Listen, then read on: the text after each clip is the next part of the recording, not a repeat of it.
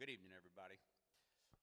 Welcome to Spore. Let's start our meeting off tonight with the Serenity Prayer.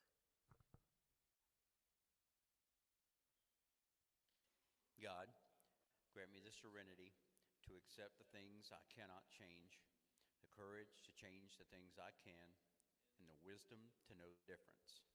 Thank you. We didn't have any singing tonight, and I was going to sing y'all a song, but Pastor Paul put the veto on that one, so I guess we'll just dive right in. So tonight's topic is hope. Hope. And I've heard it before many times, as I'm sure a lot of y'all have, that faith without works is dead.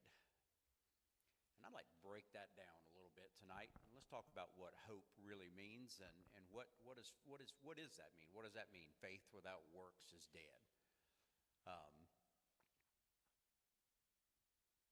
I never felt hope. It was new to me. The first time I felt hope was sitting in an AA meeting. Somehow I missed it. I don't know how. I came from a loving family, was in church 2 out of 4 Sundays. With grandparents. But when I felt it, it was new. And I wasn't even sure what it was. And in talking with the sponsor, and it's like I've never had the feeling that things were going to be okay. That was brand new to me. I will say this, and Pastor Paul and I were talking a little bit earlier, that came before I had done the work to feel that way. That was God's grace to me, for me. Our big book uses a term a lot that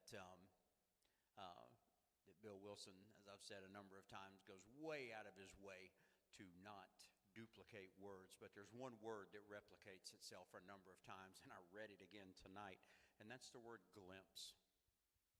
And it's exactly what I got that night, was a glimpse of what might be here for me, because I hadn't sat in these meetings long enough to have done the work and done the inventories and done that the amends process and all that for that feeling to happen. So my first glimpse at hope was truly God-given, 100%.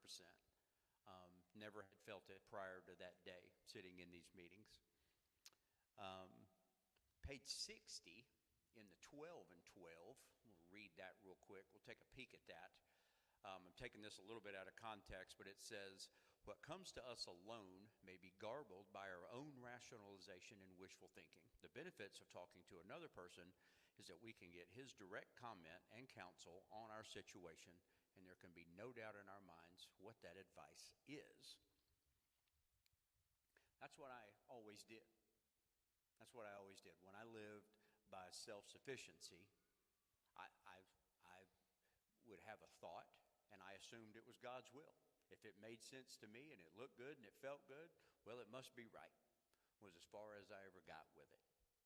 And until I started running something by another human being, let's finish that. Going it alone in spiritual matters is dangerous. How many times have we heard well-intentioned people claim the guidance of God when it was all too plain that they were sorely mistaken? Lacking both practice and humility, they had deluded themselves and were able to justify the most errant nonsense on the ground that this is what God had told them. I'd watched a lot of people do that in my life. When it talks about faith without works is dead, there it is. I'd had a lot of people tell me what to do, but then turned around and watched them do the absolute opposite.